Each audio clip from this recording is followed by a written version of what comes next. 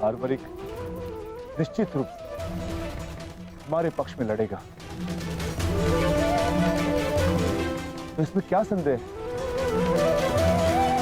क्यों पौत्र? सत्य यह है कि मैं इस युद्ध में निर्बल पक्ष की ओर से भाग लूंगा।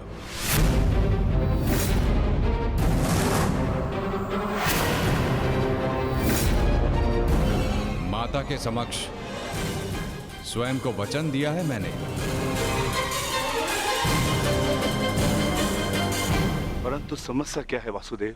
ये तो स्पष्ट है कि हम पांडवों के पास 7 अक्षणीय सेना है और कौरव के पक्ष में 11 अक्षणीय सेना।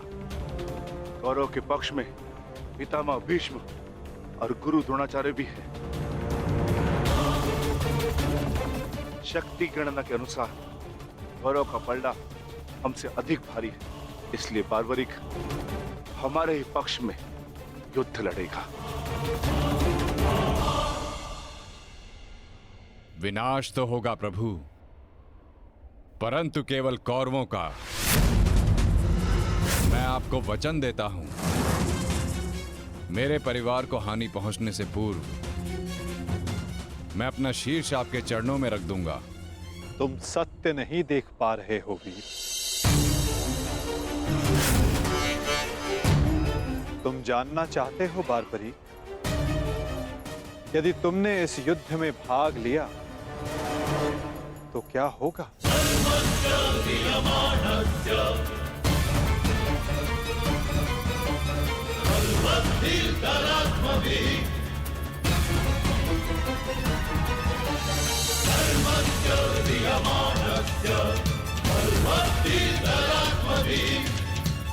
तो देखो,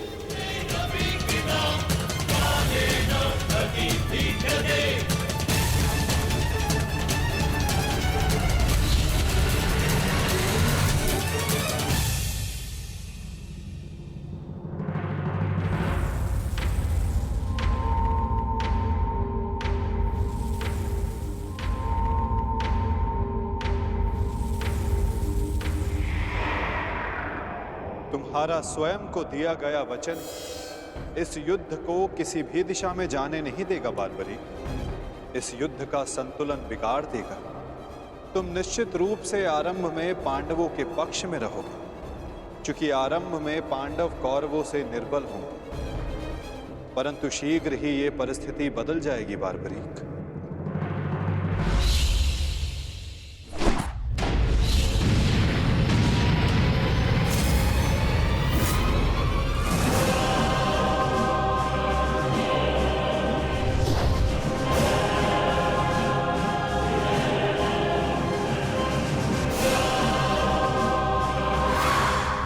जब कौरवों का विनाश प्रारंभ होगा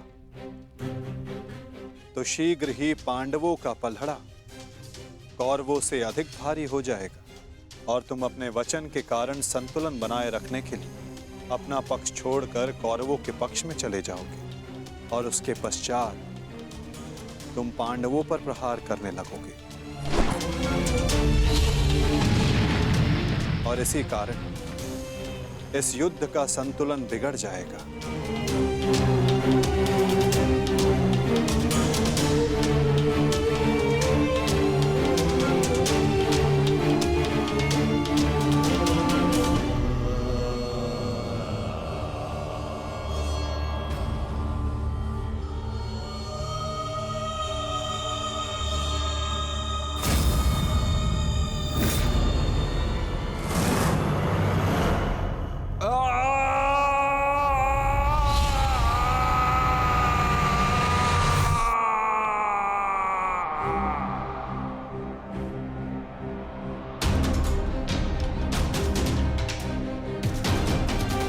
यही सत्य है बारबरिक। यदि तुम इस युद्ध में हुए तो यही होगा।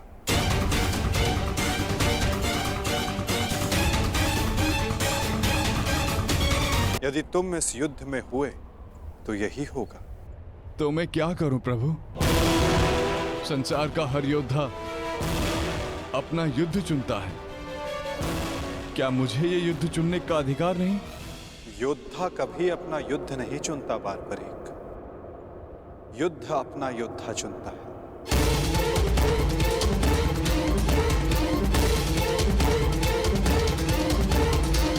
तो आदेश दें प्रभु, मुझे क्या करना है? ये युद्ध एक यज्ञ है बारबरीक, और तुम्हें त्याग और बलिदान देना होगा, स्वयं के प्राणों का दान।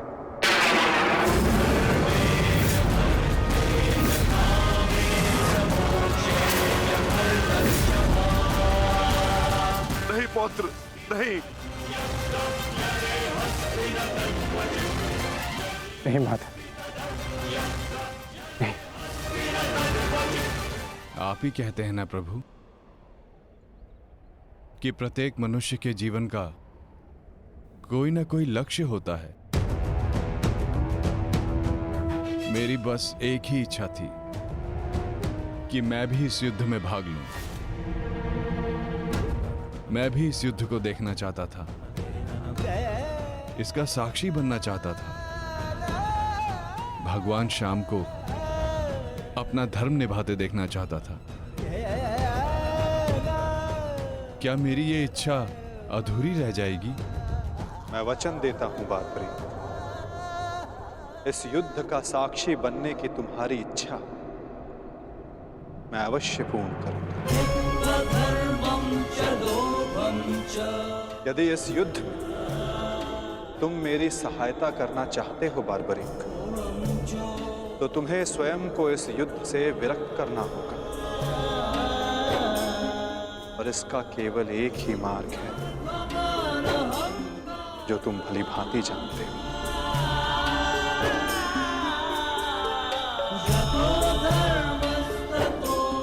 मैं समझ गया प्रभु।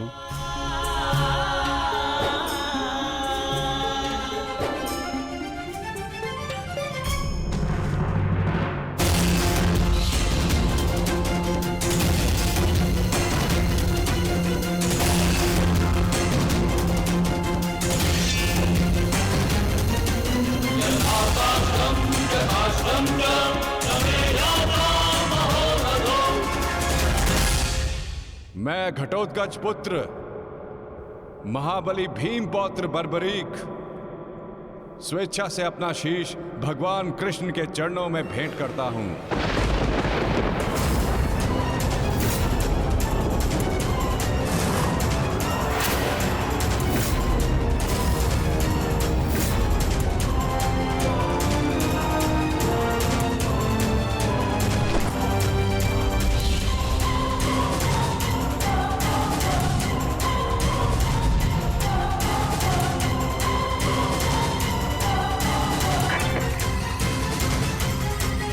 भगवान श्याम की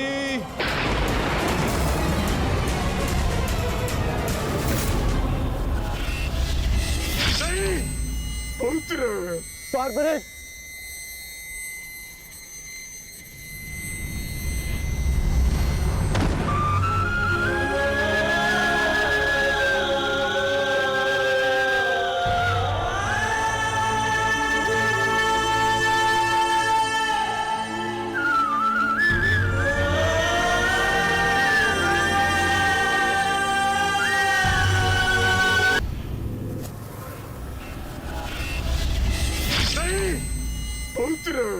बारबरीक,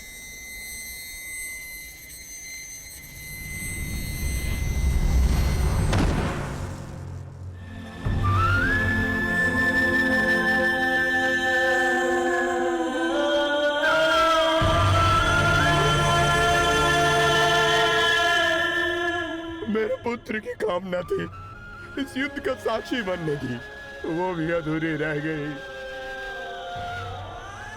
उसने स्वयं के साथ भी अपनी अंतिम कामना का भी अंत कर लिया।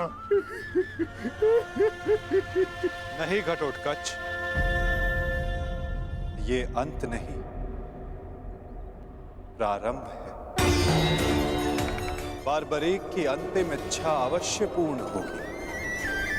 श्री कृष्ण गोविंद हरे मुरारी, हे नाथ नारायण। वासुदेवा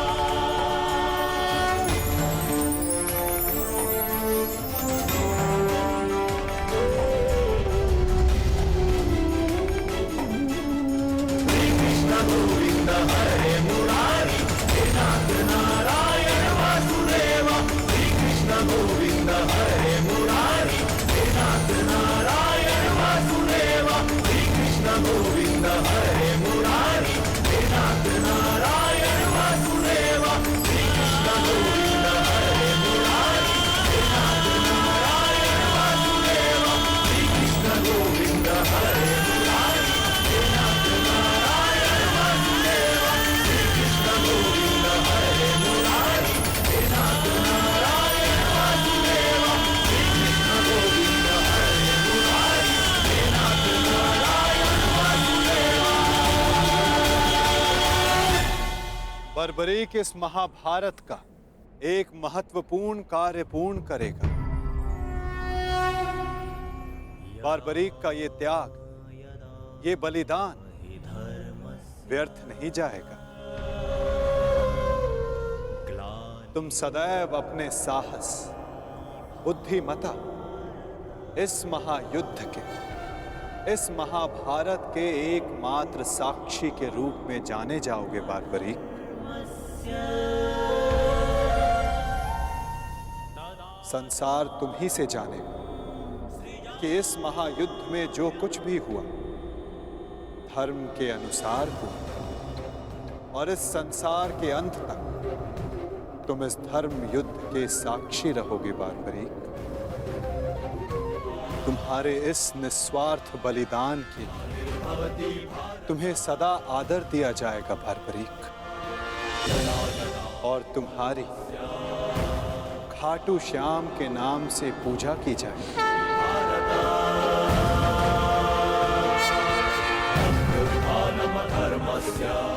तुम हर उस निर्बल की सहायता करोगे जो तुम्हारे समक्ष सहायता मांगने आएगा। वीर बर्बरीक, तुम अपने साहस के लिए जाने जाओगे, महाभारत के निर्णायक के रूप में जाने जाओगे, शीश दानी के रूप में जाने जाओगे।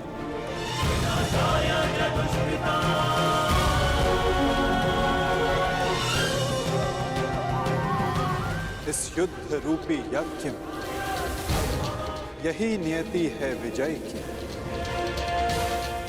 विजय बलिदान मांगती है, विजय दान मांगती है। दानी बर्बरीक, तुम सदा अमर रहोगे।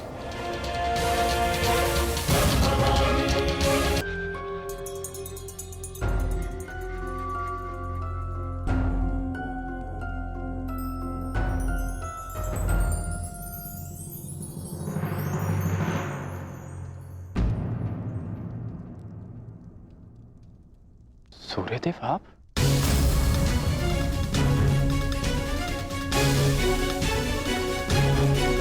बड़ी बात। कल्याण हो पुत्र।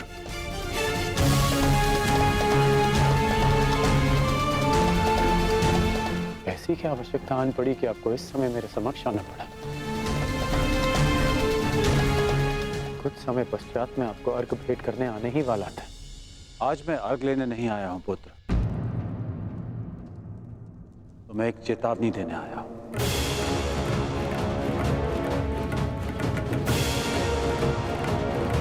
और वो ये, तुम कल प्रातःकाल मुझे अर्घ भेंट करने मत आना।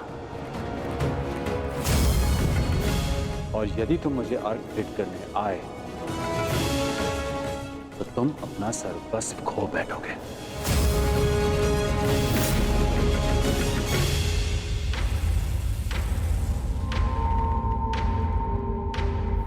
हाँ पुत्र, मेरी विनती है तुमसे, कल प्रातःकाल तुम मुझे अर्घ देने मत आना।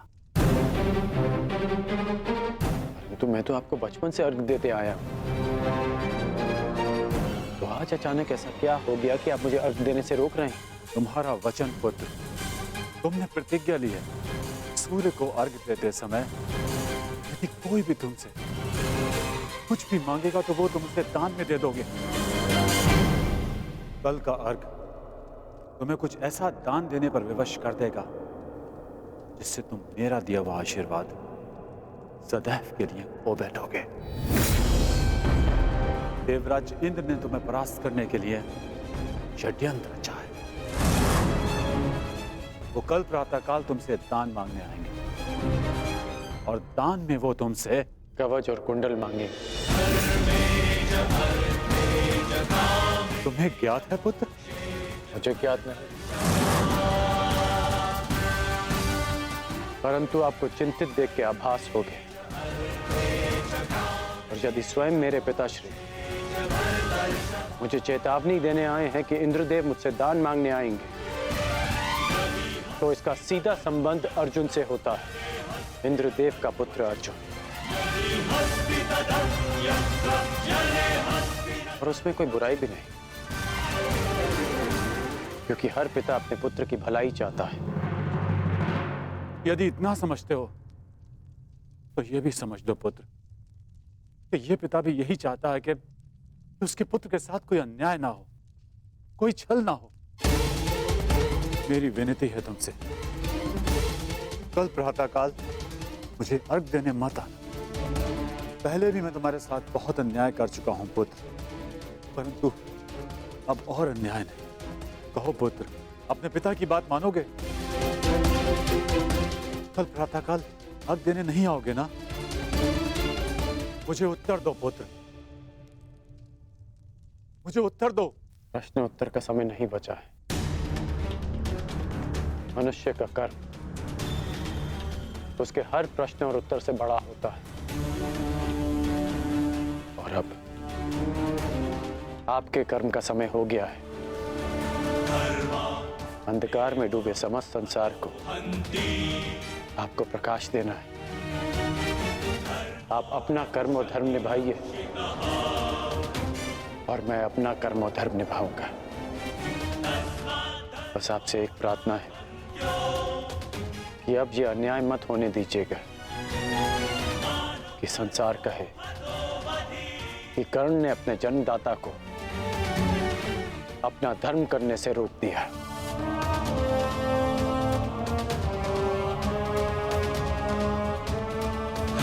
प्रणिपात पिताश्री।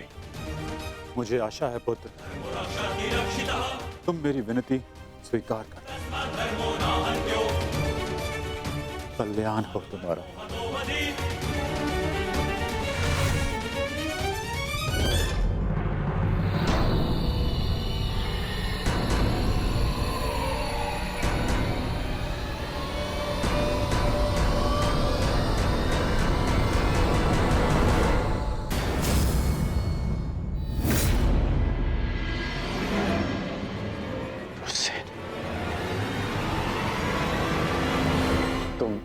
तुम यहाँ क्या कर रहे हो? मैंने सब सुन लिया।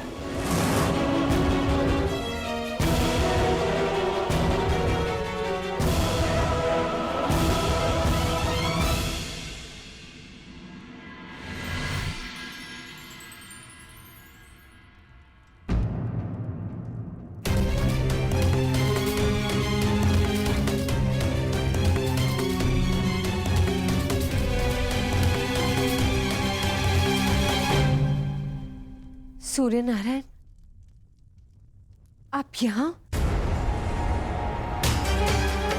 इस प्रकार यहाँ आने के लिए मैं आपसे क्षमा चाहता हूँ, परंतु पुत्र कर्ण पर बहुत बड़ा संकट आने वाला है। उसे सावधान करना होगा।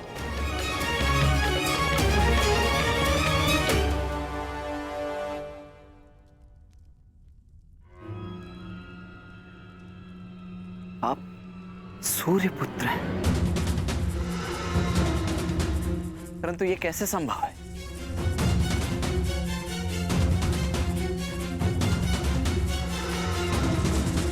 मेरे जन्म से पूर्व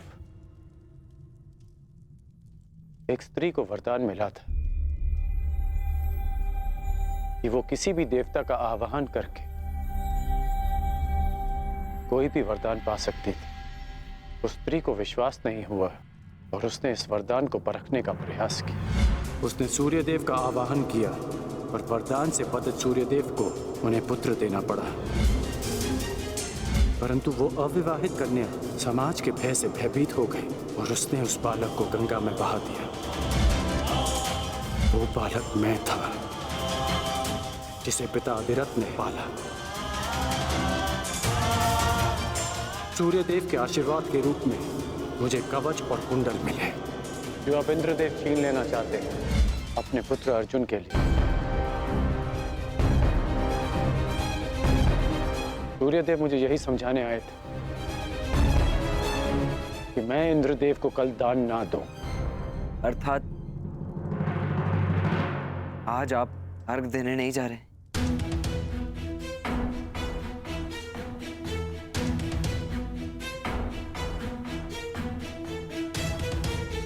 नहीं, मैं अवश्य जाऊंगा।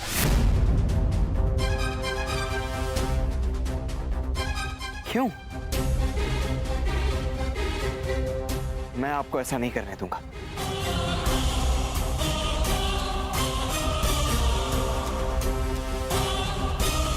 मुझे क्यों नहीं जाना चाहिए? एक दान के भय से अपना संकल्प तोड़ दो, अपना सम्मान खो दो? नहीं पुत्र, ये सूत पुत्र ऐसा कायर नहीं है। आप स्वयं के साथ ऐसा अन्याय कैसे होने दे सकते हैं पिताश्री? आप भली भांति जानते हैं आपके साथ छल होने जा रहा है। फिर भी वो सूर्यदेव जिन्होंने आपको अपना नाम कभी नहीं दिया, जिस पर आपका अधिकार था, वो सम्मान कभी नहीं दी, फिर भी आप उन सूर्यदेव के सम्मान के लिए इंद्रदेव के बिछाए जाल में फंसने जा रहे हैं। पिताश्री, ये कवच आपकी सबसे बड़ी सुरक्षा है और आप इसे इंद्रदेव को दान में दे देंगे। क्यों? केवल सूर्यपुत्र होने के सम्मान के लिए? नहीं, एक सूत पुत्र होने के अभिमान के लिए।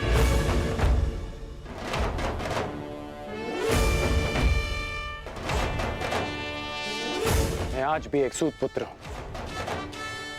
एक सूत नहीं मुझे।